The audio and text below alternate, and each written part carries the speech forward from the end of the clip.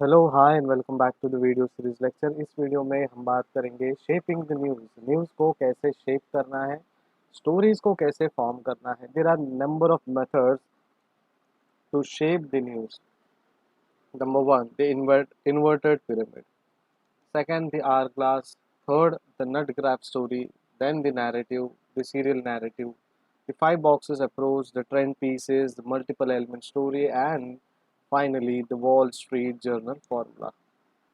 तो बेसिकली इन सारे फार्मूला से, इन सारे मेथड्स से हम एक स्टोरी को एक अच्छा खासा शेप दे सकते हैं। अगर आप राइटर हो या फिर राइटिंग स्किल्स में आपको कहीं और एक अच्छे लेवल पे बढ़ना है और आपको स्टोरी नरेशन में अपने आप को आउटस्टैंडिंग पोजीशन में लेकर जाना है, तो आपके लिए ये जो shaping the news story form जो है वो बहुत ही बेटर है और बहुत ही फ़ायदेमंद है। इन्वर्टेड पिरामिड का मतलब है one popular form of writing taught to journalist is called the inverted pyramid format. ये जो इन्वर्टेड पिरामिड फॉर्मेट है वो हर जर्नलिस्ट को सिखाया जाता है, उनके करिकुलम में हमेशा रहता है।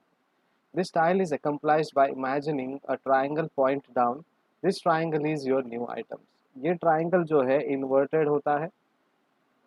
बेसिकली हम जो ट्राइंगल बनाते हैं वो नीचे बेस लाइन बनाते हैं एंड देन टॉप में दो स्लैंटिंग लाइंस आते हैं, राइट साइड में एंड लेफ्ट साइड में। अकॉर्डिंगली एक नॉर्मल ट्राइंगल बनता है, लेकिन यहाँ पे वो जो ट्राइंगल बनेगा उसका जो बेस लाइन है उसके नीचे साइड से हम दो स्लैंटिंग लाइंस बनाएंगे और उनका जो पॉइंट है वो पॉइंट जो ट्राइंगल का है पॉइंट डाउन होगा।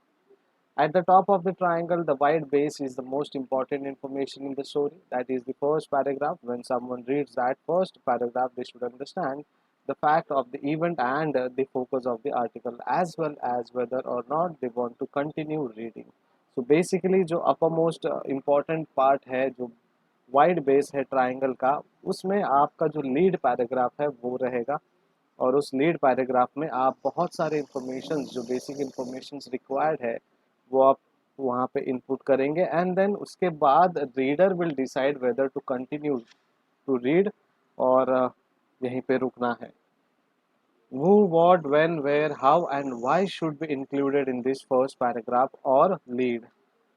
अब जब लीड पैराग्राफ के बारे में बात करते हैं तो हमें पता है 5 Ws एंड 1 H के बारे में हमने बात की थी, तो यहाँ पे हम 5 H एंड 1 W को इंक्लूड करेंगे और जो वाइड बेस ट्राइंगल का है उसमें हम ये सारे इंफॉर्मेशन देंगे। This new story form is perhaps the most widely used and accepted in journalism practices. It puts the most newsworthy information at the top and then the remaining information follows in order of importance, when the least important at the bottom end. The inverted pyramid organizes stories not around ideas or in sequence of happenings but around events and facts. It tells stories, weighs and shuffles the various facts, focusing on their relative news values. In spite of its critics who say it tells stories backward, it remains invaluable as it takes the reader, who is often reading in a hurry, straight to the point. So basically ये जो news story form है वो बहुत ही widely used किया गया है और journalism में बहुत ही एक्सेप्टेड प्रैक्टिस है inverted pyramid style of writing. ये बहुत ही न्यूज़ वर्दी इन्फॉर्मेशन हमें एट द टॉप देता है और बाकी के जो रिमेनिंग इन्फॉर्मेशन जो रिक्वायर्ड है लेकिन उतने इम्पोर्टेंट नहीं है, जिन्हें हम बोलेंगे लीस्ट इम्पॉर्टेंट है, वो सारे बॉटम्स में हमें इन्फॉर्मेशन मिलेंगे। सो बेसिकली इन्वर्टेड पिरामिड जो है एक organised form of story telling है जहाँ पे आइडियाज़ को हम एक पर्टिकुलर सीक्वेंस में मेंशन करते हैं और around the story, around the event या फिर जो फैक्ट है वो हम धीरे धीरे उन्हें बताते हैं। अब ये इन्वर्टेड पिरामिड हमें स्टोरीज बताते हैं, स्टोरीज का जो वेटेज है वो बताता है एंड बहुत सारे फैक्ट्स को हम शफल भी कर सकते हैं यहाँ पे depending on the news and it's value. अब बहुत सारे क्रिटिक्स ने कहा है कि ये बैकवर्ड स्टोरीज बताते हैं, मतलब रिवर्स में हमें बताते हैं स्टोरी, बट ये जो मेथड है वो इनवैल्यूएबल है और रीडर्स को बेसिकली अगर पूरा जो न्यूज़पेपर है वो हरी में पढ़ना है तो this form of method is good, because शुरुआत में ही इन्वर्टेड फॉर्म ऑफ पिरामिड में आपको बेसिक इन्फॉर्मेशन मिल जाती है लीड पैराग्राफ के थ्रू और पूरा न्यूज़ या फिर आर्टिकल पढ़ने की ज़रूरत नहीं पड़ती and it saves your readers time. It combines it is a combination of inverted pyramid and the narrative form. अब ये जो इन्वर्टेड पिरामिड है और नैरेटिव फॉर्म्स है, उसको हम बोलेंगे द आर ग्लास। अभी एक आर ग्लास को हम दो चीज़ में कंबाइन करेंगे।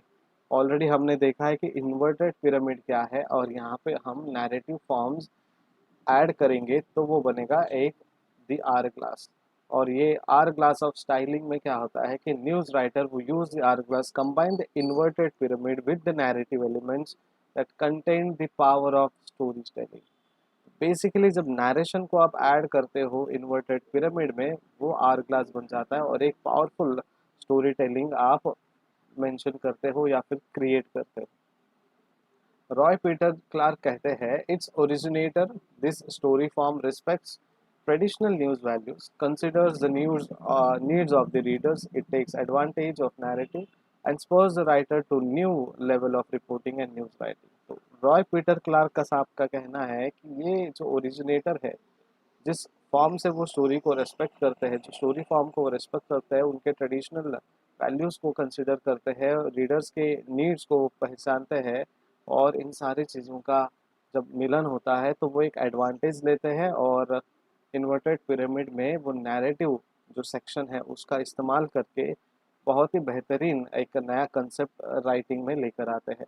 और ये जो रिपोर्टिंग है और न्यूज़ राइटिंग है वो एक अलग ही लेवल का राइटिंग बन जाता है जब पिरामिड और नैरेटिव मेथड ऑफ राइटिंग आप करते हो, और वो कॉम्बिनेशन को बेसिकली द आर ग्लास हम कहते हैं। और यहाँ पे हम क्या करते हैं, न्यूज़ को सर्व करते हैं, और सर्व किसको करते हैं, हमारे रीडर्स को। The hourglass can be broken down into three parts. अब ये जो आर ग्लास है उसको हम तीन पार्ट्स में डिवाइड कर सकते हैं। Number one, the top which is presented in a summary lead followed by 3 or 4 paragraph that answers the reader's most pressing questions containing the most significant information just like the inverted pyramid does। अब ये जो top वाला जो position है, ये जो paragraph है वो समरी लीड करता है, जहाँ पे 3 से 4 पैराग्राफ हमारे क्वेश्चंस के आंसर्स देने में लग जाते हैं। अब ये 3 से 4 पैराग्राफ को हम लीड पैराग्राफ कहेंगे। बेसिकली लीड पैराग्राफ एक ही होता है, लेकिन जब आर ग्लास मेथड आप करते हो तो वहाँ पे हम 2 3 4 लीड पैराग्राफ या लीड समरी लिख सकते हैं। अब यहाँ पे हमारे 5H और एक W वाला, सॉरी 5W और 1H वाले जो क्वेश्चंस है वो हम लोग आंसर करते हैं। Then second is the turn signal the reader that a narrative. Then एक टर्न आता है जो सिग्नल्स को जो रीडर्स को सिग्नल देता है, ठीक है, कि यहाँ से अब नैरेटिव शुरू होता है। So usually chronological is beginning, usually the turn is a transitional phase that is according to the police that contains attribution for the narrative that follows। so एक एग्जांपल मैं दे रहा हूँ कि आप एक न्यूज़ पढ़ रहे हो, एक कोई इंसिडेंस है, अभी श्री मुथूट जी का हाल ही में उनके किसी बिल्डिंग से गिरकर मौत हुई। अब वहाँ पे हम क्या करते हैं, हम इम्पोर्टेंट न्यूज़ देते हैं, श्री मुथूट जी का देहांत हुआ बिल्डिंग से गिरकर, ये समय ये दिन, और सीसीटीवी के फुटेज चेक किए जा रहे हैं लोगों का, और पुलिस का या फैमिली मेम्बर्स का मानना है कि ये एक हादसा है। और अगर कोई और रिपोर्ट आती है ऑटोप्सी में, या फिर उनके और कोई सीसीटीवी फुटेज में इंफॉर्मेशन मिलती है, तो अकॉर्डिंगली हमें एक्शन लेना चाहिए या पुलिस एक्शन लेगी। ये इतना हमारा लीड हो जाता है, एंड देन हम अब सिग्नल दे रहे हैं रीडर को, ठीक है। अब वहाँ से हम देंगे अकॉर्डिंग टू द वॉचमैन, ठीक है, मैंने किसी को जाते हुए देखा था, साहब को मैंने फ़ोन करते हुए देखा, फ़ोन पे बात करते हुए देखा। ये सारी चीज़ें जो है अब आपको सिग्नलाइज कर रही है और नैरेट कर रही है स्टोरीज को, ठीक है। And then last one is the narrative has 3 elements. अब लास्ट वन जो है नैरेशन है। अब यहाँ पे 3 एलिमेंट्स है, एक है beginning and middle and ending, story की शुरुआत, उसका जो मेन ढांचा है वो, और उसका जो कंक्लूजन है वो। It allows the writer to tell a chronological story complete with details, dialogues, and background information. Then the nutgraft, giving readers a reason to care. It is also known as the news feature of or the analytical feature. It is generally seen being used by the Wall Street Journal. It is called the nut graph because, like a nut, it contains a kernel or essential theme of the story. It invites readers into a story, often with an anecdote or scene, and then by the third or fourth paragraph provides context by summarizing the essence or nuts of the story's theme. It often includes supporting materials that helps readers see why the story is important. So, एक बहुत ही important form of writing है और इसे news feature या फिर the analytical feature भी कहा जाता है। यहाँ पे जो है ये मेथड का इस्तेमाल वॉल स्ट्रीट जर्नल भी करती है और इसे नट ग्राफ कहा जाता है बिकॉज यहाँ पे जो नट है उसमें जैसे कर्नल्स है वैसे ही हमारे जो थीम्स होते हैं स्टोरी के उन्हें एसेंशियल माना जाता है। ये इनवाइट करते हैं रीडर्स को कि उनके जो स्टोरीज है वो बेसिकली एनेक्डोट्स या सीन जो है वो थर्ड या फोर्थ पैराग्राफ से प्रोवाइड करते हैं और वो समराइज करने की कोशिश करते हैं। सो नट ऑफ द स्टोरीज थीम इस तरीके से वो आगे स्टोरी को लेकर जाते हैं और ये इंक्लूडिंग सपोर्टिंग मटेरियल्स को इंक्लूड करते हैं, ठीक है, और रीडर्स को जो चाहिए और जो इम्पोर्टेंट स्टोरी है वो रीडर्स को पहुंचाते हैं। It justifies the story by telling readers why they should care. It provides the transitions from the lead and explains the lead and its connection to the rest of the story. It often tells readers why the story is timely. It includes supporting materials to make readers see why the story is important. It is a paragraph that says what the whole story is about and why the reader should read it. It is a flag to the reader high upon in the story. You can decide to proceed or not, but if you read no further, you know what the story is about. As the name implies, nut graphs are a single paragraph long. So ये एक justify करता है story को readers को बताते हुए कि क्यों वो इस स्टोरी के बारे में केयर करते हैं, क्यों वो स्टोरी बता रहे हैं। एक ट्रांजिशन प्रोवाइड करते हैं, एक लीड प्रोवाइड करते हैं और एक्सप्लेन करते हैं कि ये जो लीड है उसका और पूरे स्टोरी का क्या कनेक्शन है। रीडर्स जो है वो स्टोरी को पूरे टाइमली रीड करते हैं, ठीक है, और हर एक इम्पॉर्टेंट एस्पेक्ट्स को वहाँ पे मेंशन करते हैं। यहाँ पे सपोर्टिंग मटेरियल्स भी बताया जाता है, इंक्लूड किया जाता है ताकि आपको पता चले कि क्यों ये न्यूज़ या फिर ये स्टोरी न्यूज़ वर्दी है या फिर इम्पॉर्टेंट है। कुछ पैराग्राफ कहते हैं कि जो होल स्टोरी है जो रीडर रीड करना चाहे और रीड क्यों करना चाहे इन दोनों का आंसर वो देते हैं एक छोटे से या फिर एक इंफॉर्मेटिव पैराग्राफ में। It is a flag to the reader high upon the story you can decide to proceed but if you read no further you know the story is about. तो एक फ्लैग देता है reader को और जो story है उसे एक हाई लेवल तक पहुंचाता है और डिसाइड करने में मजबूर करता है कि आप इसे जानना चाहते हो, पहचानना चाहते हो तो आगे रीड कीजिए और पूरी स्टोरी को पहचानिए। As the name implies nut graphs are a single paragraph long. ये जो नट ग्राफ्स है वो सिंगल पैराग्राफ लॉन्ग मिलता है और इसमें हम सारे इंफॉर्मेशन ऐड करते हैं।